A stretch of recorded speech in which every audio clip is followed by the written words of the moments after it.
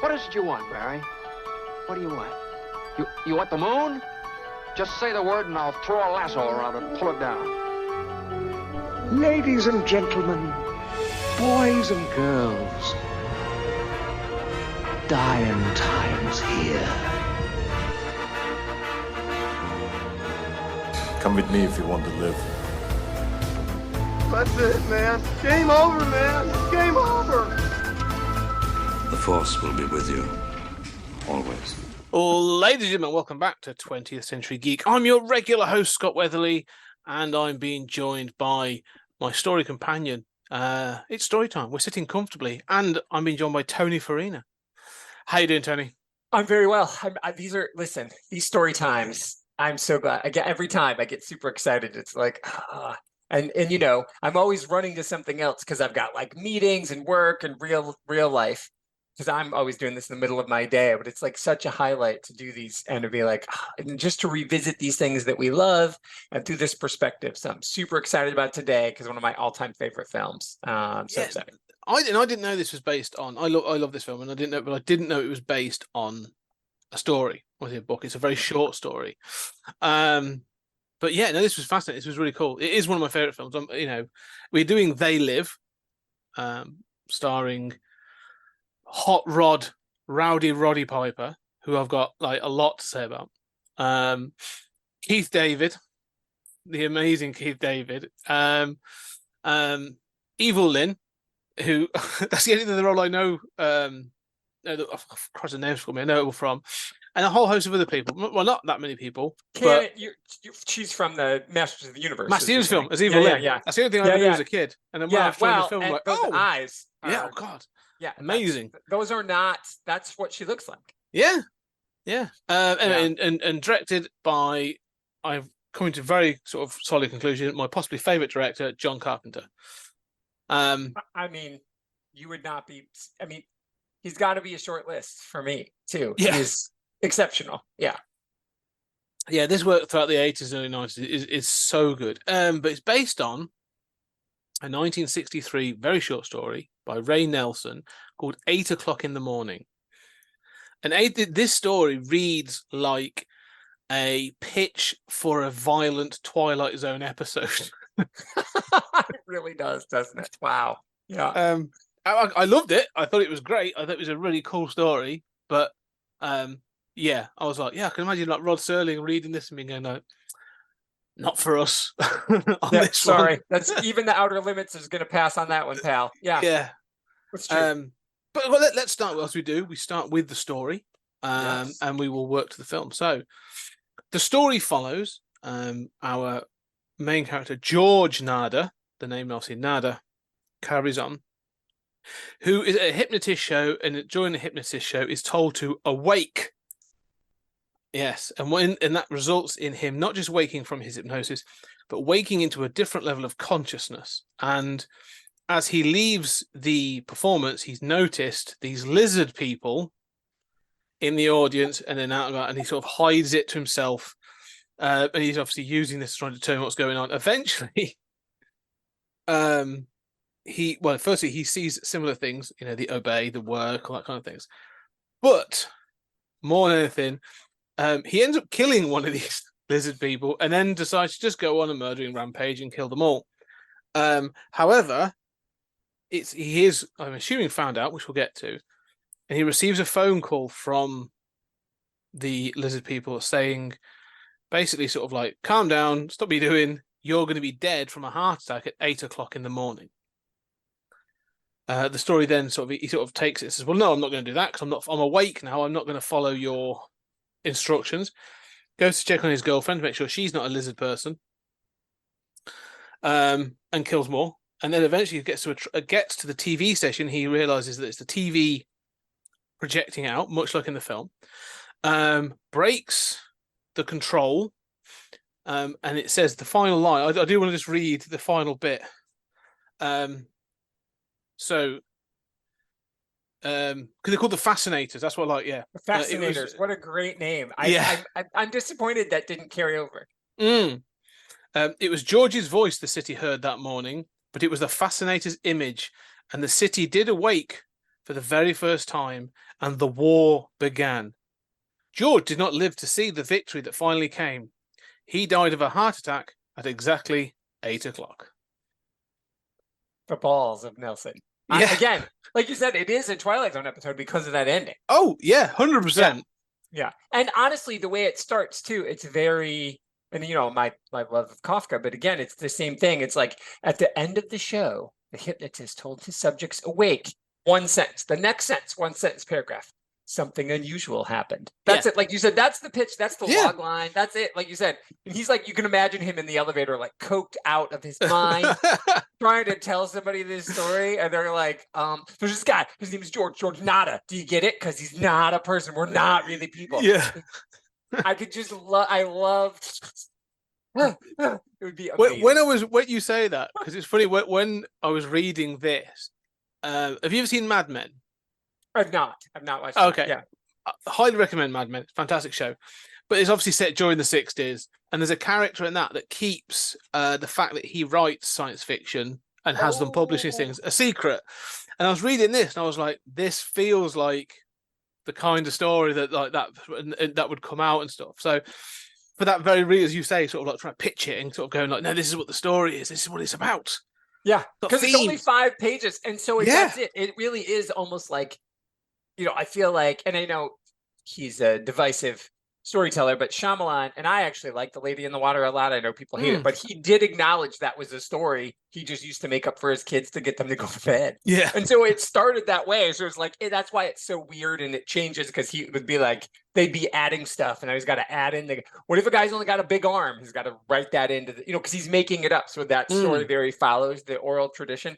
And this really feels like it's just a story that this Ray Nelson guy told one day, like drunk at a bar or bouncing off the walls in the elevator, and then it just turned into this because it is not. It is rat-a-tat-tat. It is not. The writing isn't robust. Like no one would mistake Ray Nelson and Neil Gaiman for each other. No. Purple prose is not Ray Nelson's friend. No, but what storytelling, exquisite. Oh, excellent. Yeah. But well, you said rat-a-tat-tat is a really good description of this. Like it's. I mean, this is an action story. Yeah. And it really is that sort of like it's like a beat. Like it's just sort of like then this and this and this and because of this because like it's it just rattles on, and but for 5 pages, and this because when I printed it off, I've got it in front of me, and I was printing off. I thought that's it. All right. That feels weird because obviously I know the film. Yeah. But one of the things I felt with this story is like, I mean, it's not like a tense spy thriller, but as it progresses, like it gets kind of tense. Like things, when he's found out, and you're like, oh Christ, like, and it's weird in that because they don't come for him.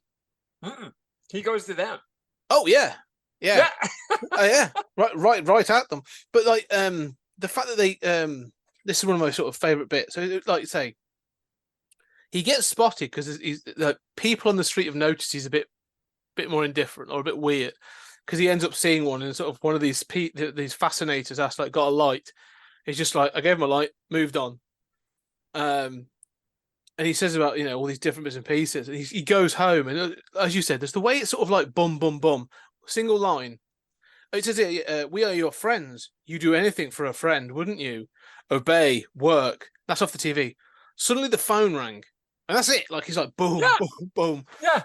And it's these moments, and it's the intrusion of... So he's at a hypnotist show, and the word awake is there, and then the bell rings. And so it is really... And then you do the next thing, and the next thing happens. Then there's a standalone line. The control hung up. And there's like the way that it is written... Is it is written like you said? There's a beat to it, there's a rhythm to it, and you get and you stop, and then you get and you stop, and it's almost like you're on a boat, you're rowing through it, and you're like, ooh. And he sticks specific things in there, images, like then he killed the children is a line in this story, and you're like, oh, okay, yep, that's what happened, and so because they're lizard children, everybody, he didn't kill the children. And there's like, I want to wake you up, he said. I'm awake, she said. Come on in. He went in. The TV was playing. He turned it off. So there's another like hard stop. There's like all these like things where the technology is getting in the way or interrupting, and then his train of thought, and it's this was 1963. That's amazing to me that in 1963, when TV was still 2 channels and not everybody had it, you know what I mean? Like when you think, like when you think of the line, and I know Back to the Future was 1955, but he's like, you have 2 TVs, you must be rich. And of course, the joke is that the McFlys are not remotely rich at all. But in 1985, everybody 2 TVs. Yeah. That was, it was. I mean, yes, it wasn't like they were cheap, not like they are now, but like, still. Couple $100, still. you could get a couple of TVs. They wouldn't be big ones. They'd be like the little tiny one that that I watched movies like this on when I was a kid. And but like you could have that. But again, so it's like even in 1963, like the phone ringing and the TV and the noise and this guy, he's like worn down from the world already. Yes. And so what would Ray Nelson say about? He was writing this in 2023. Oh my God. Oh well, this is where I do. Yeah. So. Because this there's a technological phobia to this story, obviously, like with the TV, element, and mass media in general. Their 1963's version of mass media, which is quite different than 1988's version of mass media, which is even more, which is obviously more prevalent. And, yeah. Well, this is where, like, because I was thinking about that as we went through, and you have like the 63, 88. Like I was like, what if you updated this then? 60 years later. What would it be now? And I was thinking, obviously, this is social media, this is AI, this is social media in particular. Social media influencers. That's it. Are you fascinators? Like they are the fascinators. Buy this, Oh yes, they are the fascinators, right? Because you're right. That's exactly who they'd be. And I love the name. I just wish Carpenter would have kept the name, but it's okay. I mean. Yeah, no, that's really good. And what do you make to the fact that there's a lot of like up close violence? There's very Rambo 3, right? This is very much with the knife in the jungle, or 2, whichever. Rambo 2 is the one where he's got a lot of throat slicing. Yeah. Well, the way I would describe this is hard boiled. Like this is like hard boiled kind of detective fiction, but like I say, the violence is short and shocking. I mean, the first one. I'm trying to think because I love one of the things. So before we get into that, because as well about the violence as well,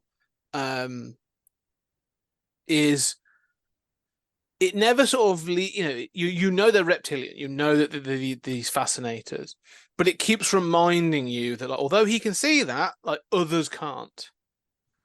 Because this one, so one of the first one, he's killed a homeless person who's like I love the way he describes him as like the lovable drunk, like.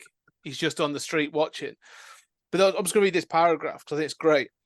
The eyes and reptilian flesh faded a little, and George saw the flickering image of a fat middle-aged man in shirt sleeves. So that's what the world sees.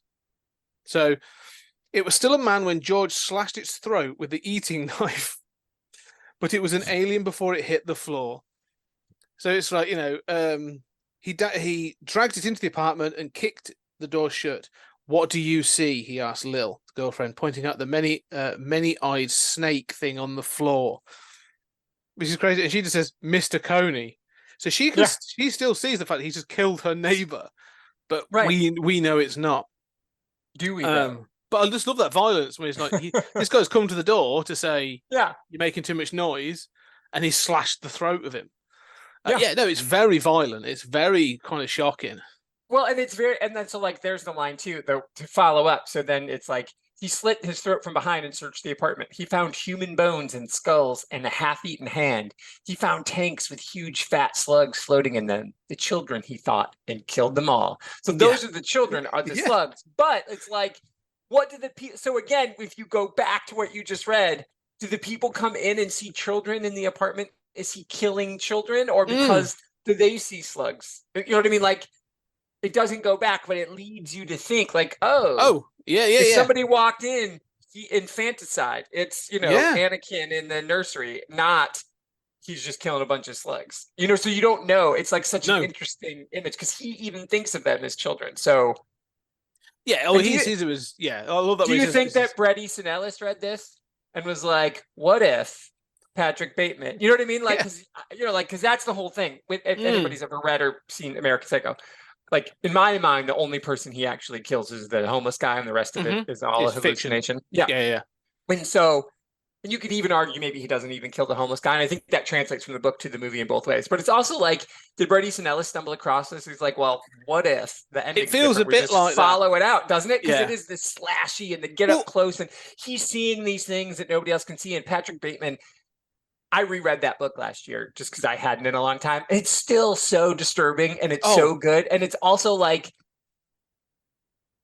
giggly funny sometimes, because you're like, none of this is real. Like, you just remind yourself every once in a while that Patrick is really unwell.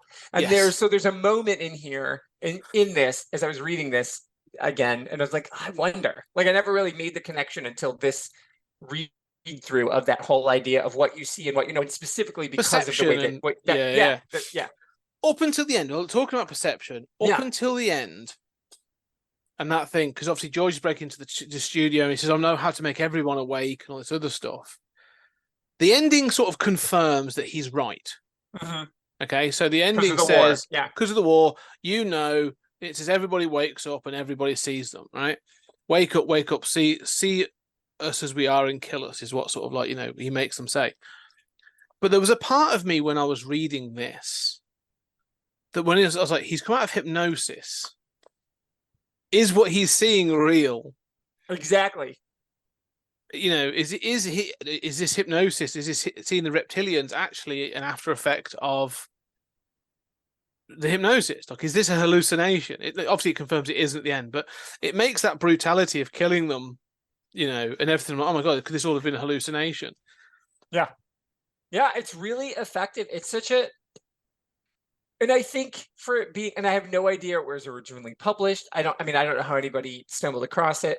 It is one of those amazing bits of like, like there's those stories that just sit with you, and you're like, it is such a biting commentary, and it really is saying something. And I think the violence works. Like, if it was just like, wake up, sheeple, and he's like just another crazy guy on the street, it doesn't work. But because it's violence, and because he doesn't live, and because he's not a hero, he's a martyr, I think there's a really interesting commentary there of like, you have to, in order, if you really truly believe in something, what are you willing to give up? And George Nada, who's a nobody, is willing to give everything for it. And so I think that leads into it, and that's where it resonates. So I feel like this is one of those things, if anybody, and it's free online. I found it free online. So you'll put the link in the show notes. We discovered this again, it's like I've read it before, but in the Real Future book that we got that started this project from the Death Race thing, but it's in there too. So again, it was something that somebody was like, oh, we can get this on the cheap. Let's stick this in there.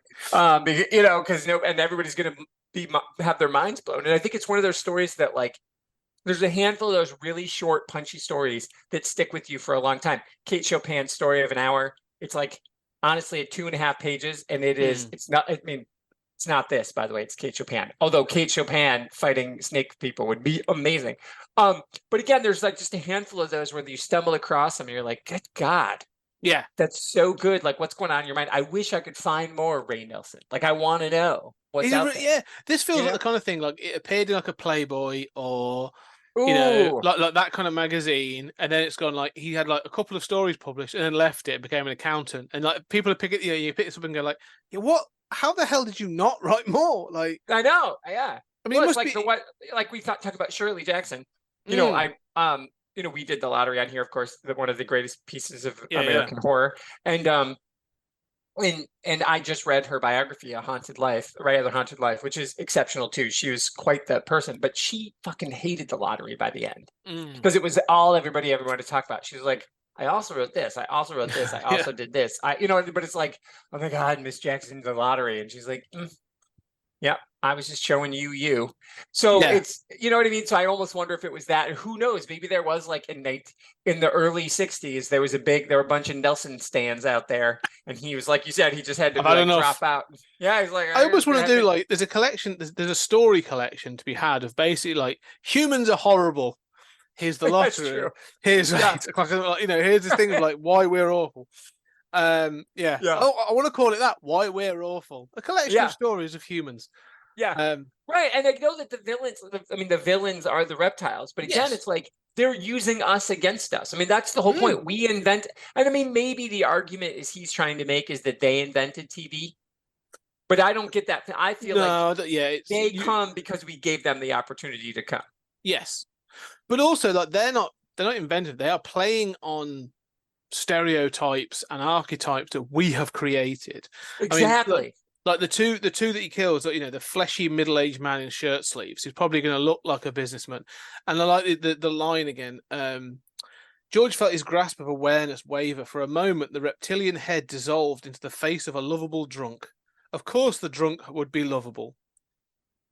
It's that sort of like, do you know what I mean? It's like, you know, it's that defense mechanism, isn't it? Of like, and this is why one of the characters in the film, that's you know, that turns. We'll talk about more in a minute, but is that sort of like, again, that sort of lovable drunk character, like he's that, you know, that lives on the shanty town with them.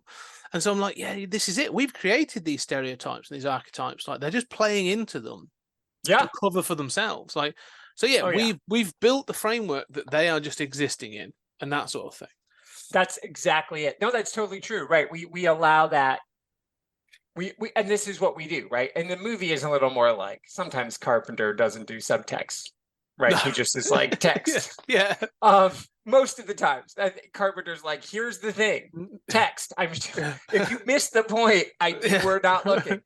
But you know, because they say that in the film too, like, you know, the things we're doing to the world, the newscaster guy, you know, whoever's playing whatever that character is, you know, when he's on the TV, he's saying all the stuff that Nelson says, you know, it's there. The subtext in Nelson just is text for Carpenter. Yeah. He did also have to take a 5-page short story and make it into a 90-minute film. True. And he does that. I mean, let's sort of think about moving on. So, you know, anything else to say about the story? Because it is great. It is great. You should seriously, folks, if you haven't, you should click and read. I mean, it's 5 pages. It will take you no time, and it sits with you, and it is one of those ones that's worth a read and a reread. You know how, like, there's some, and again, since I already mentioned Neil, like every time you reread, you know, Ocean at the End of the Lane, you're like, God damn. You know, like every time you read it, you're like, I missed something. That was so good. And again, this is not that kind of writing, but it's that kind of reward that every time you come back to it, there's just something little. There's another line, like just you reading this. I mean, I just reread this morning, and you read that. I'm like, oh, that sounds awesome. I want to read that story. Oh, I just fucking did. You know what I mean? Like, so it's well worth trying. It's little investment, but great reward is what I would say for this story. But as you said, this was taken up by John Carpenter for 1988 to become They Live. And the first thing to talk about for you is what the title is about. Because for years I've always been like, yeah, They Live, and I haven't really thought about it. But it's only really on this watching that I paid full attention, and I was like, there's a piece of graffiti and stuff. It's They Live, We Sleep is the full phrase that's used in the film, and They Live is the part that they use. And it's this idea of they live, as in like, well, we're going to talk about the aliens in this, but like who they represent and all this other stuff, and who they could represent in 2023. More so than I think 1988. Yeah. But yeah, no, this film is, you know, let's go through the quick story. So it's not, well, I don't mean it's George Nada. He's just referred to as Nada. They never say his name. No, it's in the IMDb credits. It's listed as Nada. Yeah, and in the credits it's listed. Yeah, but it's like at no point does anybody say his name. So I don't know if that was just because didn't John cut his own films too, so yeah. I'm assuming in the edit somewhere he forgot that he left that out. Like, it has to do between him and Frank. I think it's intentional. Like, you know, because he's anybody. Yeah, he's anybody. Like, and he is everybody. Like, you know, other characters talk about family or where they've come from. You know, Nada doesn't, like Roddy Piper doesn't really. He has a bit of a past, but you don't really learn a great deal. And he talks about it right towards the end, right in the beginning of the third act. Yeah. Yeah, I'm not Daddy's boy anymore. Yeah, that's it. Yeah. Yeah. But now the third act shall begin. Yes. Oh. Basically, he enters town. I don't know, like a hobo or a wanderer looking for work. This is set in the 80s, but it's clearly probably more representative of sort of the period, like the Great Depression. Probably what we're going to end up being with, and you know, I'm ready to be Nada. But he's coming to town to find work. and he finds a construction job and joins up with this shanty town. And in doing so, sort of finds this. He gets suspicious of this church where they're just like the choir sings 24/7. And upon investigating, finds that they have speakers playing, and there's a whole host of stuff, including box after box after box, full of sunglasses. After a series of events, the camp is invaded by like an army of police. And I really want to talk about that scene because it's kind of like, oh shit, like that's a hell of a scene. Yeah. After it all goes down, he grabs he ends up going back and finds a box of the sunglasses.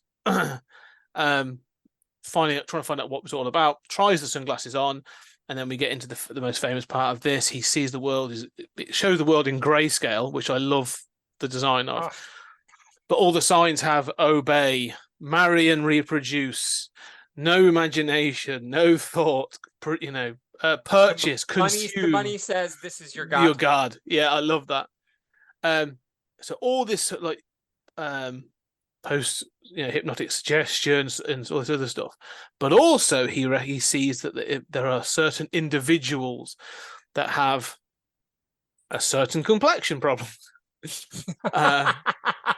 and they are clearly alien. And I love how he describes them later on. And I want to talk about Roddy Piper's improvisations in this film.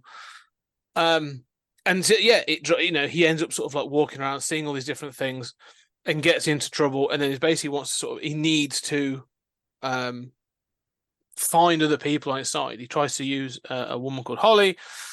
She throws him out, quite literally. Literally, He goes back to find his friend Frank. The hills of Los Angeles are brutal if you're rolling down from the top. Yes.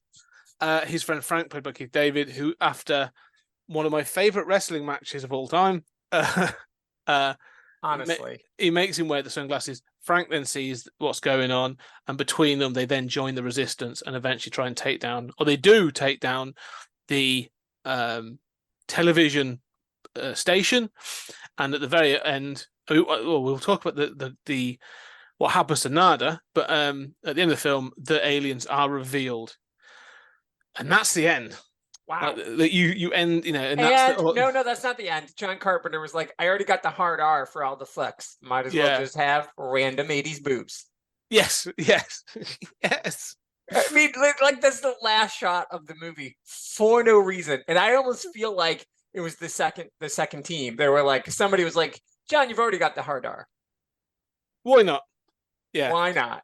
There's no reason. That is like, seriously, this would have been one of the easiest movies to edit for TV. For people who are of an age who don't know that, things used to be done, like movies would come out and then, DVDs weren't a thing. VHS was a thing. This was definitely a big VHS because that covers Boss. And I had the poster. I had the poster with him with the sunglasses and everything. Mm-hmm. But you would go into syndication and they would have to edit it, right, for TV. This would be really easy to edit, honestly. Totally. I mean, there's like 2 fucks and the blood isn't blood. There's no, because the big bloody stuff is in gray. Yeah. I mean, it would be really easy. I would love to see an old TV edition to be like if they just say fudge or what it was. My favorite ones of them. I was gonna say one of my favorite extras on a Blu-ray was released by Arrow Video. They did a release of RoboCop. And they've got 3 versions of the film on there, but one of the versions is a notorious TV edit where it's got all the. How could RoboCop be on TV? Oh no! It's worth tracking down clips. Okay, clips of the TV edit of RoboCop because that doesn't even make sense. Some of the choices are amazing. Sort of like just the fact that the voices are so different. Yeah. Anyway. Different story. That's the story. That's the story. I want to tell you, and I'm curious because I'm older than you, and I'm an old man. I saw this in the theater. Mm-hmm. So it came out in November in America in 1988. So I was 15 years old. I was at an event. I don't remember what it was. It was in my little shit town, there's like a golf course that has a country club attached to it, like a clubhouse. It's not really a country club. It's called Pebblewood. And events just happened there. Weddings, anniversaries, whatever. So somehow I ended up at this thing on a weekend. And this kid, Jason, who was maybe 1 year older than me, and then the girl he was dating, who was in my grade, we were all there. I don't know if it's weird. We didn't hang out. We weren't my town was small. So we weren't it wasn't like people you hated. It wasn't like Maggie and the kid with the eyebrows. It was just like people you just knew or didn't know, whatever. So we got along fine. But so whatever the event was, we all really hated it. So Jason was like, hey, let's go do something. And I was like, oh, They Live is out. He's like, cool. And so his girlfriend was like, cool. And I can't even, the sad thing is I don't even remember her name because like they weren't really together. Yeah, She may have even been the grade below me. It might have been that like he was 16, I was 15, she was 14, that kind of thing. But I was young too, so she could have still been my age, but in the grade below me. So anyway, that's what we did. We just bailed on whatever this thing was. And we drove to the 2 towns over where the movie theater was. And like in the middle of a Saturday matinee, there was hardly anybody there. We had the most fun. Like it was one of the most enjoyable because you just were like, that looks cool. Yeah. Let's just go. And it was just like ridiculous to know that this was 8 people in the theater on that day, some, crisp November Saturday, we're watching this movie together. And like, I just, it was amazing on the big screen. Like, I've seen it so many times that all I remember is the experience of being there and being like, I need to go see that again right away. Like it was because again, people who grew up, like you said, it really is, it's a 1980s movie, but like you and Max did, what's the one with Stallone and Billy D, Nighthawks? There was the sequel to the French Connection. Yeah. So like, that's slow, man. Yeah. It starts off with a bang, but then it's slow as fuck. And there's this thing about this is a 1988 movie, but clearly Carpenter's still making 1970s movies. That's like, I can give you a really, like, I'm going to build character for the first act. 30 minutes, people walking around and playing music. And it was just so compelling. And by today's standards, it's super boring, but like, to me, it's so rewatchable and it's so good. So just, that was my experience seeing it for the first time. And then of course I owned the video. I had the poster. I love.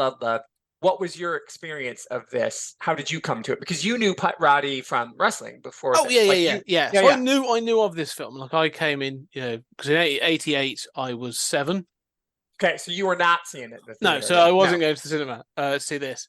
It's more later. This is one of this. Like I knew Roddy because I was in the late. I was the WWF and sort of like Roddy Piper was big thing. This came sort of later. The first time I really remember this is, again, I had my best friend at the time, a guy called Gaz Edwards. He had a brother called Mark, an older brother who was like he had all the VHSs, and he was the one that had all the sort of like the under the counter kind of, the video nasties and all that. Is that how you saw Evil Dead the first time? It is, yeah. Nice. It's always good to have those people, those kinds of people, right? Yeah. I didn't see it, but he had the poster, as you said, like with the glasses so down. Good. That kind of, yeah. So that, and I was like, it had on it Roddy Piper, and I was like, I know who that is. And so for me, like the only time I'd seen Roddy Piper outside of wrestling on screen, that I'd remembered was the Cyndi Lauper music video for the Goonies, because I was a massive Goonies fan, as you should be. Yeah. And so I remember sort of being really interested, but it wasn't until like probably I was about 17, and again it was on VHS. And I remember picking it up when there was a video shop near that was going out of business, and I picked it up from there. So I picked up an old VHS copy of it, pretty cheap, and it wasn't a great copy, but I watched it and I was like, yeah, this is really good. I'm enjoying this. And it's probably years then I sort of, I had it on DVD at one point, and I've picked up the most recent Blu-ray release. But like the Blu-ray release, the cover on the new Blu-ray release is exceptional. Like they've drawn Roddy like at his peak, and then and he's in great shape in this. But like it is like Lou Ferrigno's body with Roddy's head on that cover. It is amazing. I love that new Blu-ray cover. I was like, because I saw that. I don't own that, but I've seen it, and I was like, oh, it's good. That's the rest in peace to Roddy Piper. Yeah. The transfer is really good. Like it's really worth seeing on Blu-ray. Oh, good. It looks amazing. It looks amazing. So that was it. Does he look that big? Was that accurate then? That's what he looks like in Blu-ray? He looks like Lou Ferrigno instead of No, well, he's not huge, but he is still cut. Like the scene when he's on the construction site, I was like, oh shit, I forgot how like ripped he was. So I the first time I sort of saw this was late 90s. Nice. And I met Roddy Piper in 2005. when I went to WrestleMania 25. I'm sure it was around that time. Yeah, and it was in Texas, and I went. It was a Stone Cold Steve Austin induction to the Hollywood, the WWE Hall of Fame, and all this other stuff. It's amazing. But I've got Roddy Piper's signature, like autograph. Nice. And I met him, and it was when he was sort of not at his best. It was clearly drunk. But he was waiting. He was waiting at the desk. He was signing all this stuff, and he was in a good mood, like because we'd all heard, like the group I was with had heard, like he can be a bit when he's drunk or have you, like he can be really impatient and just sort of like So he had like two guys with him that were like, I think they're probably there to whisk him away if things go a bit pear shaped. Yeah. But the guy like couple in front of me as he was going up, placed instead, like there was no, he didn't have any wrestling stuff, like he just placed an A4 photo of him as Nada. And he looked at it, and this is because I was like, it's not something like heartbreaking, but he looked at it and he just went we just sort of looked at it. He didn't say anything for it. He went, "Those are the fucking days," and then signed it, and then that was it. And so he clearly had like fond memories of doing this film, and was a big fan of it. And so, it's cool. And I got his autograph, and he was cool and stuff. But it's interesting to have like how like this stands out. Like he never, he did it bits and pieces later on. Frogtown. Hell Comes to Frogtown is a great, that will be. Listen, that movie. He wasn't even the main choice. I can't think of who the main choice was, but the person was like, "Can I do it not in the steel cod piece?" They're like, "Did you beat the movie?" No. Yeah. That's the bit. If you don't want to do that, we got this Canadian crazy guy who doesn't mind walking around in his underwear. We'll get him. Yeah. He didn't do much, but this is sort of like because this is like a classic. This is a proper good film, and so I think it clearly meant a lot to him. But the one thing I'd say is I was going as I was going into this, I was thinking like he's a wrestler, like and 80s wrestlers into films, bit of a mixed bag. Not gonna lie. What will John Carpenter get out of him? I was trying to remember, like I was trying to judge his performance. He's actually really good. Oh yeah, like he's not Oscar winning, but like. He's charismatic, and I saw someone describe him as sort of like this is what Bruce Campbell would be as an action star. Absolutely. That is a swing and a miss that they were never in a film together. Oh, 100%. Like yeah. So I saw a review that was like Roddy Piper is the Bruce Campbell of action stars, and I was like, yes, 100%. That's what he is. He's got the charisma, but like he kicks ass. So yeah, like it's just interesting to sort of see like this obviously meant a lot to him, and as you said, it rightfully should.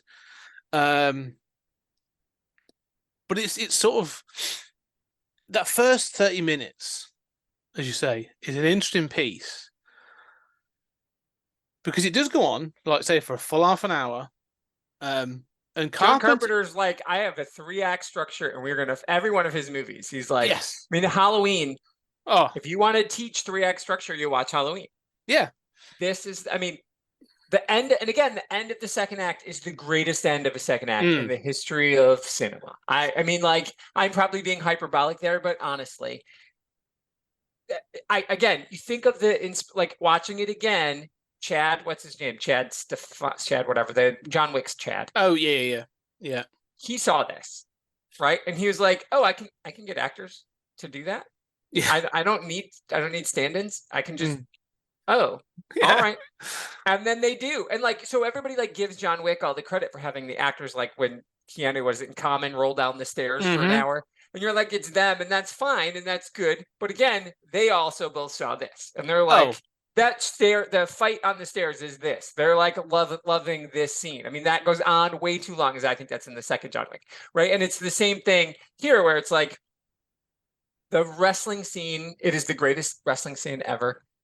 Keith David, who is not a wrestler, and Roddy Piper, who obviously is, but Keith David, who's an amazing actor, who's like, he's just like Morgan Freeman, die already, voice of God waiting. Like the voice is so good. Do you know what I mean? But like as long as Morgan Freeman's around, like we can get Morgan Freeman to narrate this. And Keith David's like, God damn it. Yeah. I'm right here. Right. Keith David's like, he's one of those, like, and I love the fact Keith David doesn't take himself too serious. Like he's done all kinds of bits and pieces. Yeah. The voice of Spawn for HBO's and he was TV the show, Gargoyles, amazing. the kids. Yeah. Phenomenal. And dude's speaking around. of the movie that he's in with Bruce Campbell, although Bruce Campbell's scene got cut, The Quick and the Dead. How do you spell that correctly? I mean, he's just such a boss in everything he's in. He's so good, and he is amazing in this, and he's having such a good time. Oh, and it is. Everyone's having a blast. So that second act only works because that slow first act. Exactly. We get to meet Nada, we get to meet Frank, we see who they are. You have to, like, for this to work, for the story to work, for the plot to work that you described of we are being manipulated by the aliens, by all this stuff. There's, they're hiding in plain sight. You have to see how bad things are. Mm-hmm. Like, what is going on that no one would notice this? Oh, this is what's going on. The police just are going to come in. And this is this is Los Angeles pre-Rodney King, but this is why Rodney, for those people who don't know what that was, you can just look it up. But this is why Rodney King happened. This is shit that was happening. And there's John Carpenter, rich ass fuck, telling this story. Yeah. Oh, no, the thing, you're right. I mean, this first half an hour, like the whole thing of like the whole thing with the construction jobs, sending home money to the family in Detroit, Nada looking for work, joining the commune, the shanty town, you know, and how they're looking after each other and all this other stuff. Like, and it's not just like a bunch of blokes. It's not just a bunch of guys. There are families there, little kids. Yeah. And you're right. It's like, you could take that like the first bit, that first act, and if you were like, oh, it's just this is what we're going to show you, you'd be like, man, this must be like some sort of like depressing. Yeah, there should be some in the city brother, story. Can you spare a dime on the corner, right? Yeah, exactly. Yeah. But it sets up the characters in such a way, and the relationships and stuff that you understand that the reason they are able to rebel, and this is the irony of this film that I love, is the reason they're able to rebel is because they've got nothing. Because they've been pushed to the bottom. There's nothing left to lose. And there's a great line. There's loads of great lines in this film, but there's a line when they're talking about how the middle classes have been evaporated and there's more poverty, which is incredibly true. It was known then. It's truer now. But the fact is, like, yeah, the ones at the top, the leeches, these parasite aliens that are doing this, they don't realize that by taking it so far that the people at the bottom can form a resistance because there's nothing left to lose. Correct. Why not?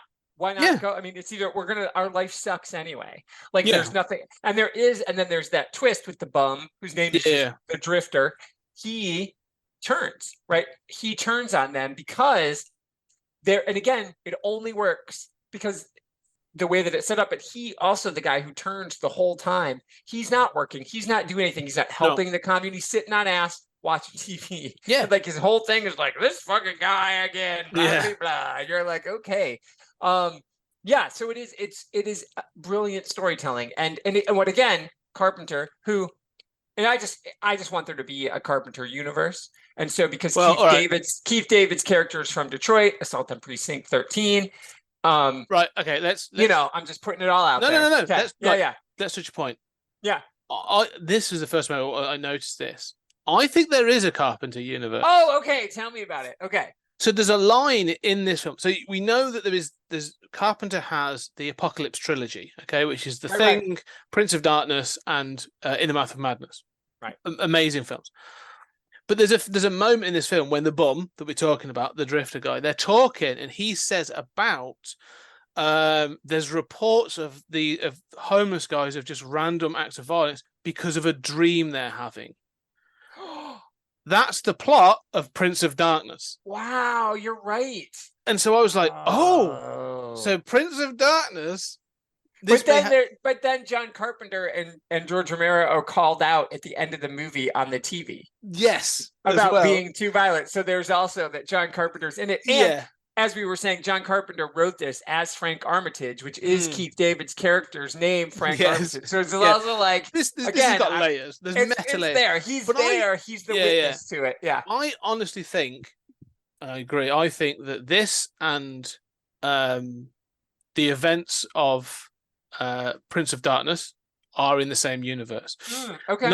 So don't forget though, because Prince of Darkness ends, and the ending of spoiler for a completely different Carpenter film. Yeah. It's actually about sort of time travel. Like they're sending photons back to the past because of some great event that's happened, and which resulted in the Prince of Darkness returning. So that happens after the film, the events of actually the Prince of Darkness film, which is also an amazing film. But you're right. I think you could quite easily say that Assault on Precinct 13 happens in this universe. In this universe. Okay, I hate to do this to make you edit something, but like I have to stop for 1 second because there's a storm coming and we've got a weird window thing. I'll be back in 2 seconds. I'm sorry. No worries. I'll take a note. That's okay. Re-edit. To it. All right. That's fine. Yeah. Yeah. So no, I think I agree. I think I like, and that's the thing about the Halloween movies, and depending on how you watch them, there's the original 6, and then there's 1, 2, and 20, and then there's 1 and 20, and then there's the 1, and then 1, 2, 3, whatever. 2018 and yeah, all those. But again, they all lean into this weird shared universe. And the thing is, and then Halloween 3, my favorite Halloween movie, is not the best, but my favorite. They're watching Halloween. Yes.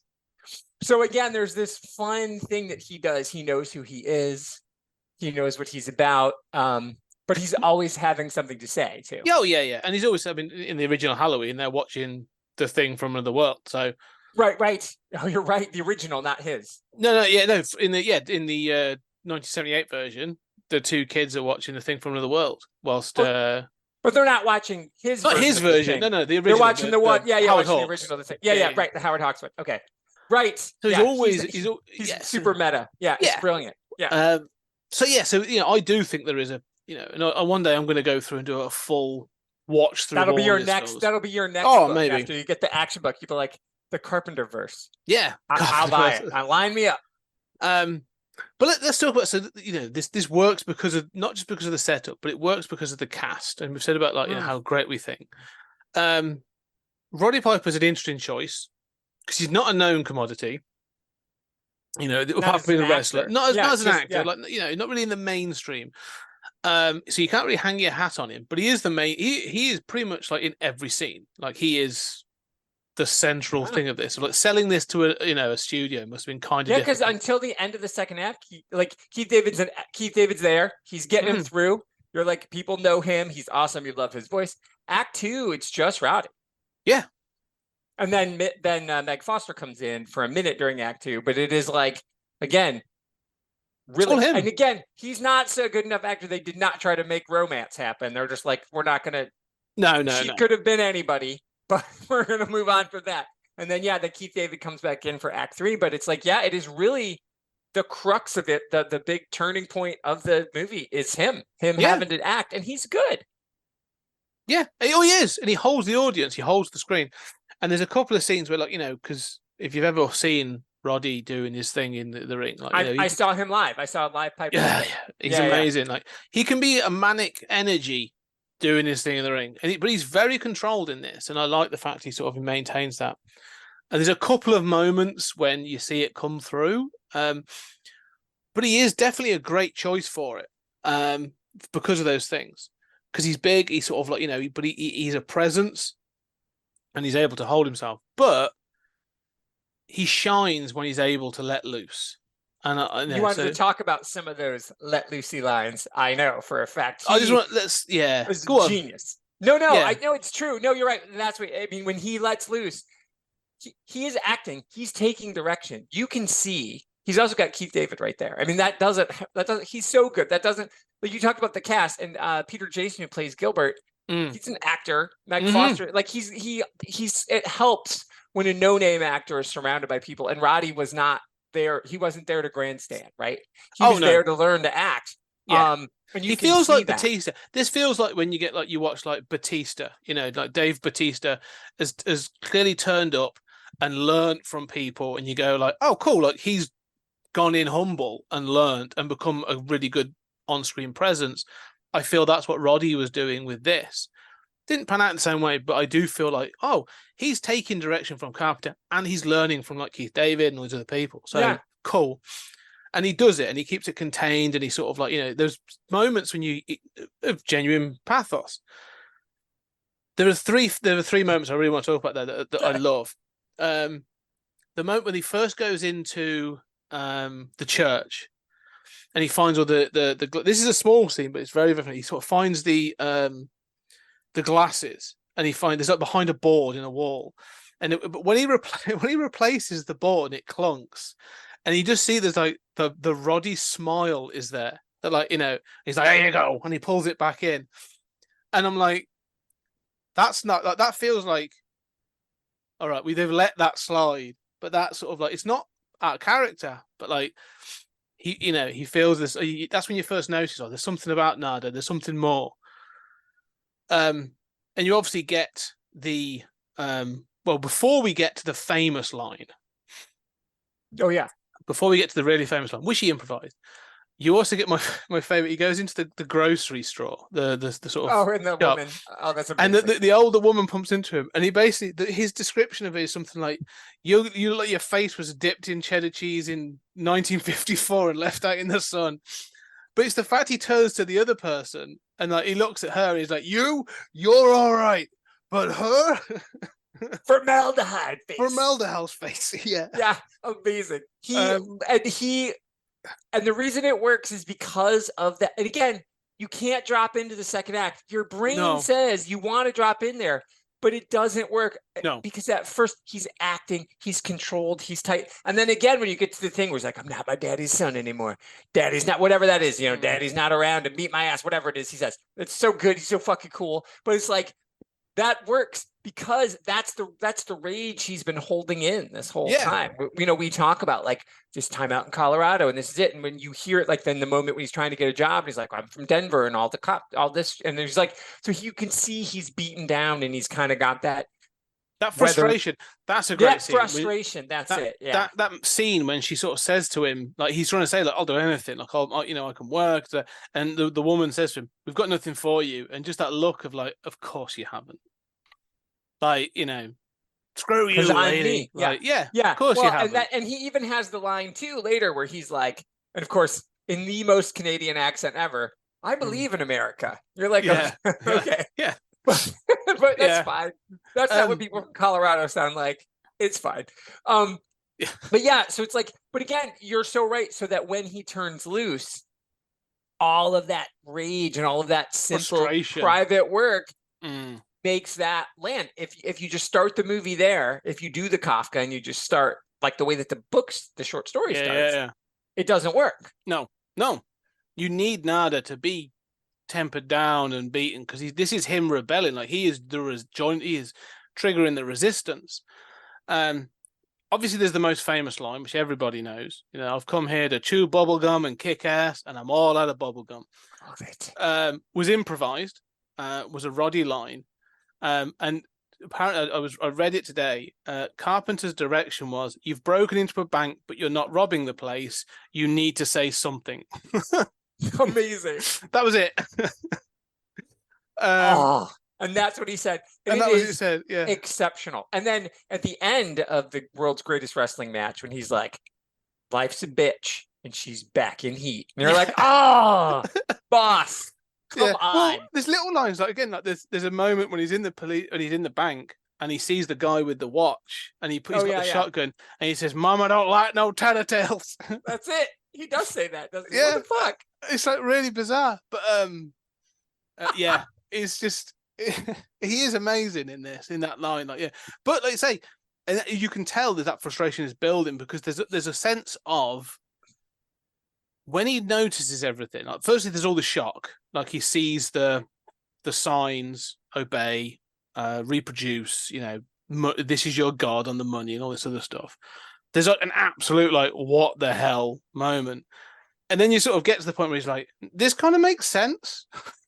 Like, oh, this all makes sense. This is why the world is as it is. For people like me. For people like me, yeah. And when we get to the very end, and he sort of confronts the hobo, the bum that we said, like that's turned. And he's like, well, we're going to get the message out, across the world, all the countries. And the guy's response is amazing because he says this is again, the look on Keith David and Roddy's face when he says it is really good acting. He says, "You don't get it, do you? There are no countries. Like, they run everything. It's all a show." Yeah. And so I love that. I do too. And again, there's so many layers there. And again, like, I'm not a QAnon, like, I don't believe in, I love good conspiracy theory, but I don't believe in conspiracy theories. But what I love about them is, like, the Bilderbergs, not the Build-A-Bear, but the Bilderbergs, the secret group that runs the world. And if you 1954 meeting, if you ever listen, speaking of wrestlers who went on to do other things, I read Jesse the Body's American conspiracy theory book. It is exceptional. I cannot recommend it highly enough. Like, it is Jesse unhinged, because he'd been a governor at this point. So now he's got, like, "You got it, governor." And he had a podcast for a while where he had, like, a sycophant who'd be like, "Whatever you say, governor." And his whole thing is like, "Here's the shit I know, and I'm going to tell you all about it." And it's the most unhinged, beautiful, gorgeous piece of creative nonfiction in the world. But he goes on and on about the Bilderbergs, and it's here. Like, that's the commentary, right? They're everywhere. There is no country. There's just these rich, and this is it. This is what the Bilderberg conspiracy theory brought to life. Before all this, I'm going to I'll just make sure I can get it. Yeah. So before all this, there's a guy called William Cooper, who is the granddaddy of conspiracy theorists. Okay, and in the early 90s, he released a book, which I've got here, which is called Behold a Pale Horse. And this was like his manifesto, and it breaks down to all these bits and pieces. And the Bilderberg thing and this whole thing about the Illuminati kind of thing is in there. But this idea of, like, the rich that rule the world, and this is how they're doing it. And the first paragraph, the first chapter is called Silent Weapons for Quiet Wars. And it is literally about what this film is about. Amazing. I love it. Yeah. But it is an interesting, and that's the weird thing. Like, you get this movie, the reason this movie is so good, in addition to all the things we've said and how great everything is. And honestly, Meg Foster's fine. She's a bit outmatched. I think she's a bit outmatched. Like, she's just not charismatic enough, and her heel turn at the end doesn't work. Whatever. It's fine. Whatever.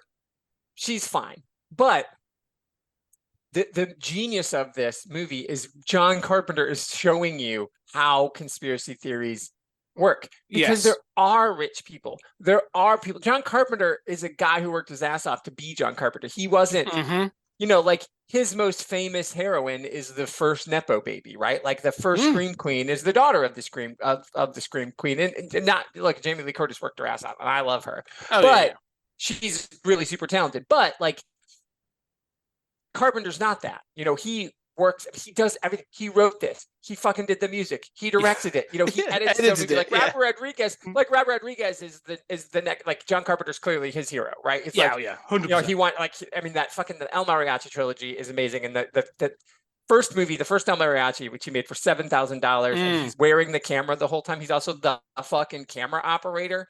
Is like Carpenter's, and look at Rodriguez. He's making all this money, and he worked his ass off. So, like, Carpenter's that guy, and this is the movie where he's saying, like, now at the height of his powers, he can make whatever he wanted. He's like, this is the story I want to tell. I want to show people that, yes, there are rich assholes. I know them. I work with them, and that's why the casting of Roddy Piper is perfect, because he didn't go get Stallone. He didn't go get like 1988. He didn't get Carl Weathers to be the lead. He didn't get somebody who's like, put that person's face on the cover and we're gonna make all the money back just on opening weekend. He went and got a grinder, a guy who, like, he worked his way up as a, as a former wrestler yourself. That's not an easy job to do. And so it's like, this is his commentary. I'm like, yes, money is your god. Rich people can control you, and you have to fight back. And, like, this is such a call to arms. And again, not that I think John Carpenter believes in the Bilderbergs, but he's saying to the Bilderberg guys, I see you. Oh, 100%. This shit is real. Money is the most important thing ever. And so, and again, this fiction you've created is the most important fiction in the world. And that, but like you say, the other thing is, like, he's pointing out the and others of this era are like Bill Hicks, George Carlin, like Bill Hicks, and I can imagine Bill Hicks watching had shit to say. Oh, Bill Hicks, angry individual for most of the time, but on the money a lot of the time. Is very similar to this, like pointing out this shit. But the point is, well, it's not just, it's about keeping people asleep, give people just enough entertainment. What's it called? Bread and circuses. Yeah. And the point as well is the police are the army of the rich. True. And in this it shows it, like that scene where they clear the shanty town is brutal. And it's one of those things, as you said, like this is pre-Rodney King and the LA riots. But this is one of those where you sort of watch it and you go like, oh man, like, I can't believe this would never happen in America, and then like within 5 years, like, and then it was 3 years later, Rodney King was 91. Yeah. And then, now we live in an era where you'd watch this and go, yeah, we know that the homeless population of America and growing in Europe is increasing. This is going to be happening on a regular basis, clearing shanty towns to clear it for because the rich or those in homes don't want to see it. Yeah. And again, for a movie that has a 12-minute wrestling scene in the middle, is really, and again, $4 million budget. You see where every cent went in, right?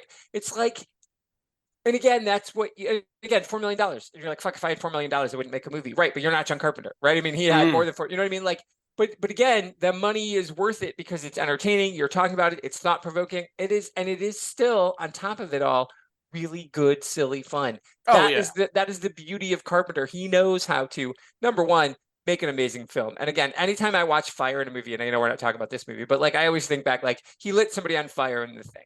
Yeah. And no one can do that anymore, and that's probably for the best, but nothing ever looks as good. Once you've seen The Thing, and then you see any other movie where somebody's on fire, you're like, yeah.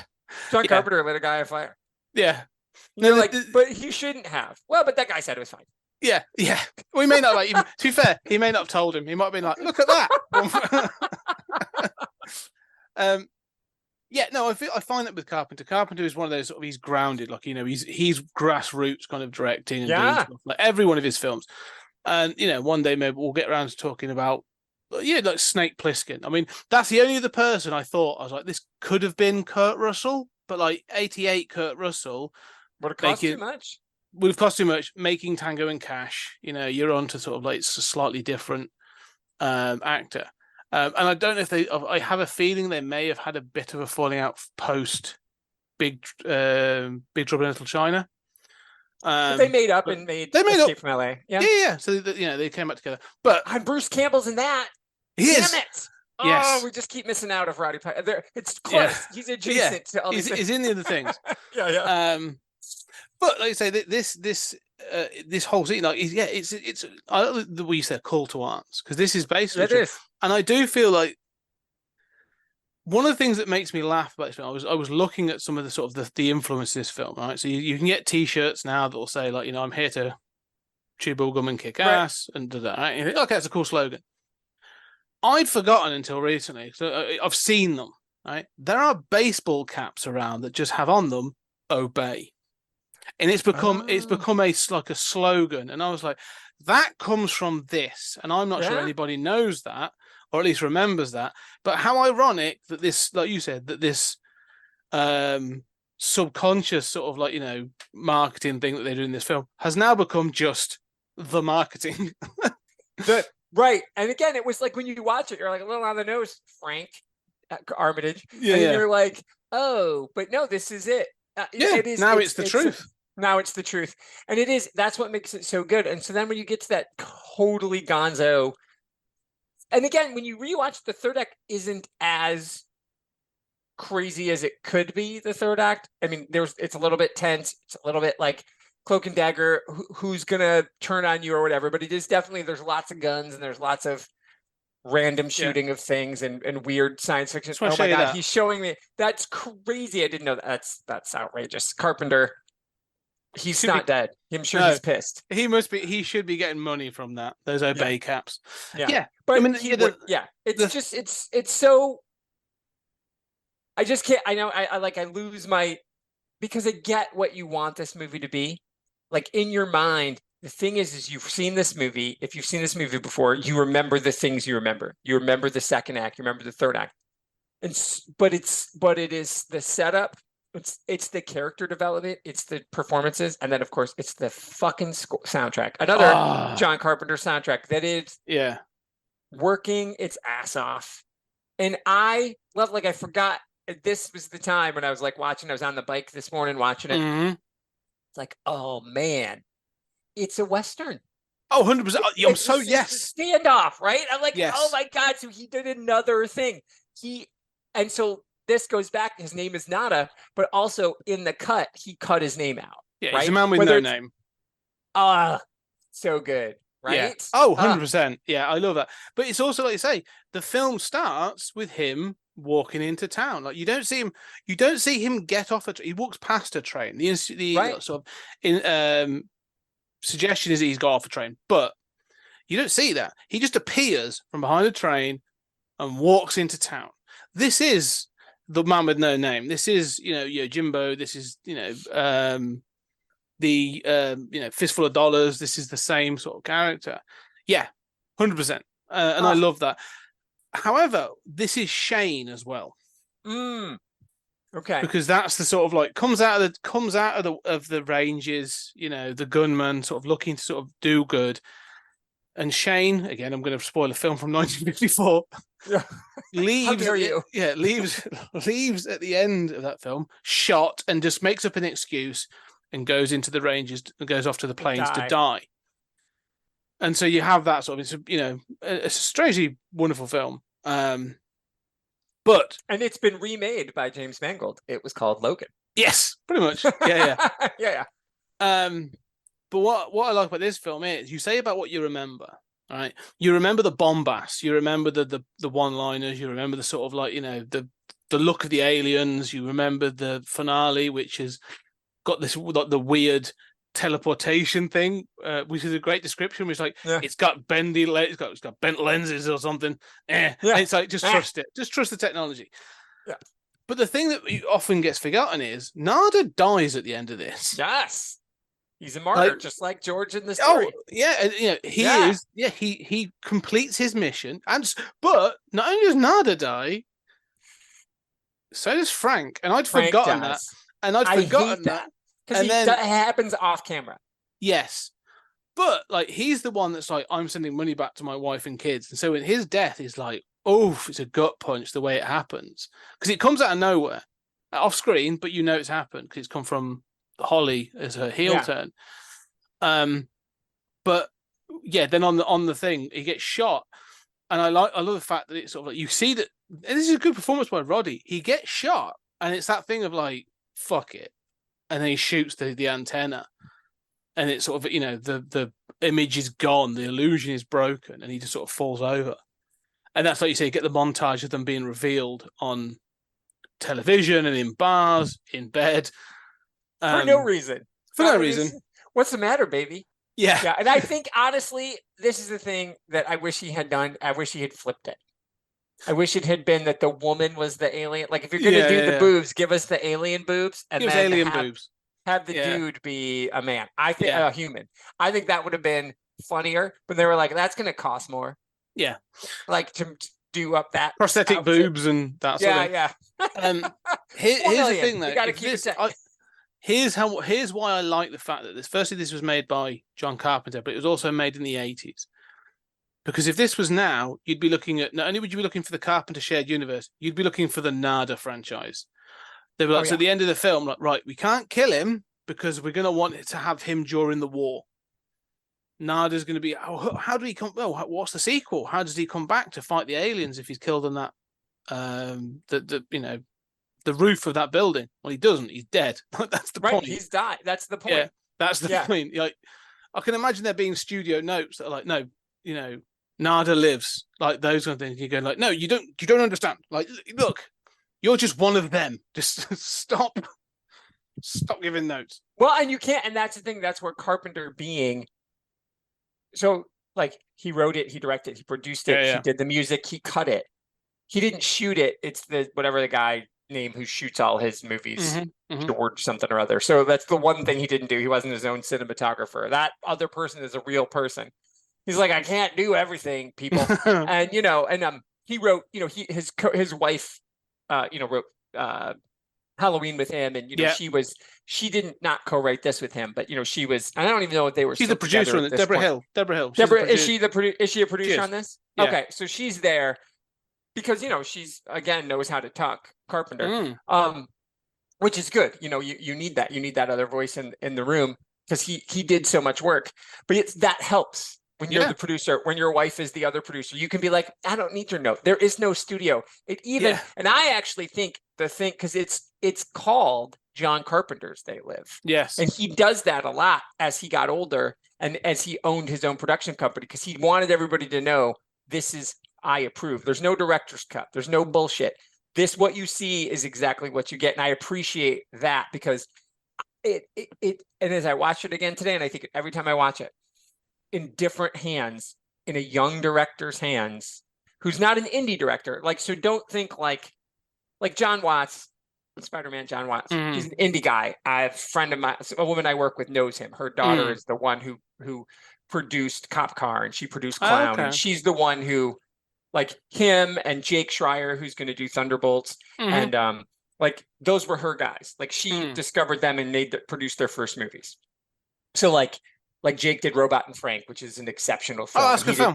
That's him. And he did, and Cody produced that, and they did Paper Towns. And she actually did Art of Self-Defense, which I don't know if you've seen, but it is a fucking exceptional film. Anyway, so she makes these kind of weird indie movies, and she's no interest in moving with them to Marvel, right? But she goes to their premieres and she knows them and stuff. And her nephew got a job working for Marvel, but it's not something that she's interested in. But so there's that weird thing of so when John made Cop Car and when John made Clown, he could do whatever the fuck he wanted.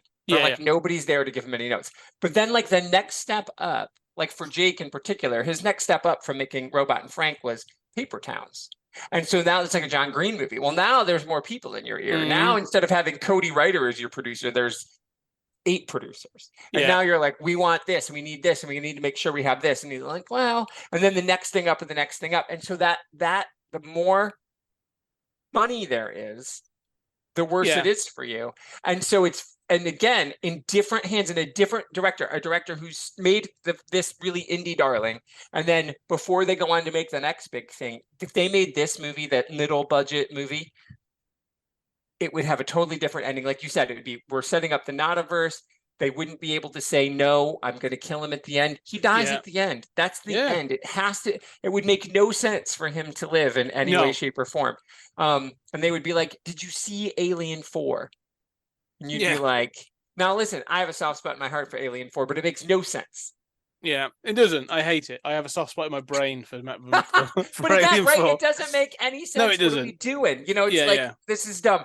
So these are that's the concern, is that there would be a force 100%. To make Alien 4, but it'd be They Live 2, and it wouldn't work. But this film is exactly the point to not do that, and that's why it works.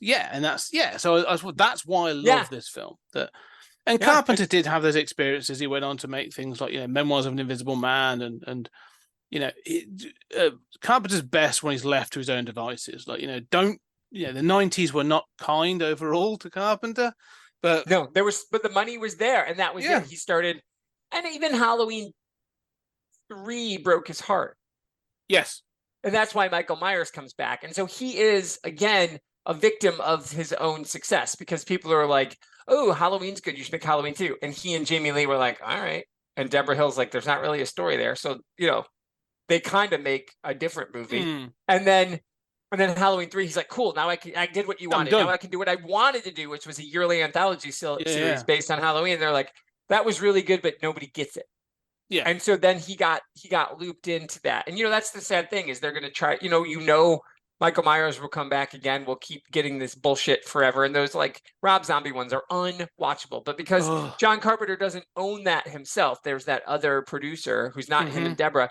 This shit can keep happening. Yeah. What's his name? Yeah. Yeah, I forget his first name, but yeah, Akkad is the guy. Yeah. And so that's a problem. But you're right. So he's like, no, I'm going to make this movie. It's called John Carpenter's Day. John Carpenter's Ghost to Mars. You can shit on that all you want, but that is the movie he wanted to make. Yeah. Now, the studio, he wanted that to be Snake Plissken. But Yes. they were like, Escape from LA bombed. We're not going to let you do it. So he's like, fine, I'll just take the exact same script I wrote and I put Ice Cube in it. Fuck off. Yeah. And they're like, oh, okay. Yeah. Same with vampires. I think vampires is a massively. I love vampires. Like, you know, I love vampires. Are you kidding me? That movie, and again, the soundtrack and vampires. yeah, it's so good. James Woods. Yeah. Anyway, this is the we love John Carpenter part of the show, but it is. It is. But again, it's just what you said. This movie is the ultimate John Carpenter flag in the sand. Art matters. Tell your own story. Do your thing. Micro budget it. Like I just read an interview with Jake Johnson, the guy from New Girl, and he's the guy with the beard, and he's really funny and charming, whatever. But he's been making some. He made a pandemic movie called Ride the Eagle, which was exceptional, and him and J.K. Simmons and Susan Sarandon is only in it on the TV because they were pandemic movie. It's really good. But now he's into. I read the thing where he's like, I can get more money to make my movies, but if I keep the budget at $5 million or less, I can do whatever I want. People no one alone. bothers me. He's like, I make it, and he's like, we always make our money back. Because at $5 million just on video on demand and DVD sales for libraries and stuff, in Redbox, we make our money back. Yeah, and then it'll stream like a movie like that. Netflix isn't buying it, and Hulu isn't buying it. They all get it. I just distribute it to everybody. It just shows up on your Plex. It shows up on Hoopla Digital, whatever. And I make all this money. $5 million. People stay. He's like, as soon as I get to 6. It's like, it's way too much. Now we got to release it in the theater. We got to do all this stuff. So it's like, again, that John Carpenter kind of do it yourself. Yeah. Tell your own story. Hire Roddy Piper. And again, it's what makes this. So it's not just that the movie's awesome. It is, but it's like the story of the movie. What it is, exactly what you said. It is the utmost fuck you to the studio, to everybody. Like, oh, you think you have all your money? $4 million. This made 14. Yeah. He's like, oh, look who tripled his budget. This guy. Fuck right That's off. it, yeah. Mic drop. I'm out. Right. Exactly. Yeah. It's so amazing. And here we are talking about it. And I mean, the thing about the IMDb budget is it ends at a certain point in time. Yeah. The residuals on this right now, I watched it on Tubi. And there were like current ads because people are still watching it. It's not like sometimes you go to Tubi and you watch it. I don't know if you guys get Tubi over there, but like those street, like Pluto TV or whatever, you watch those things. There's like not a lot of ads. You're like, nobody's watching this, obviously. So this is just lots of ads for They Live because they're like, people are still fucking watching it. So John Carpenter got a check this morning. This is one of those interesting ones where, and we'll start to wrapping up on this. Yeah, of course. This is one of those sort of films where it's considered a cult classic, but those that know it love it. I don't know many people that watch this film and then they're like, there'll be people that go, it's not really my thing, or like maybe sort of like, but they'll be like, oh no, but it was fun, or it was this or that. Like it generates conversation, it generates discussion because it just sort of like there's so much going on here. And you say it's not all subtext. I think Carpenter is sometimes as subtle as a brick, and that's fine. I'm fine with that. Leave me alone. Yeah. But like this film is like you say, you can sit back and you can just enjoy this as like a wacky, weird, sci-fi sort of action. Right? Yeah, you got to sit through the first half an hour if that's your thing. If that's going to be a problem. But everyone's so charismatic that it works. And so by the end of it, you go like, wow, that was a really good film. But then if you want to sit and, like I say, dissect it and start talking about these things, you go like, actually, no, there's a ton of stuff here. There's some great scenes. Creepy scenes. Like, we've said about like when the blind priest he's matching what's being said on the television, and you're a bit like, what's that going on? It's because he knows it off by heart because he's part of the resistance and that sort of thing. Just little things like that are so well done.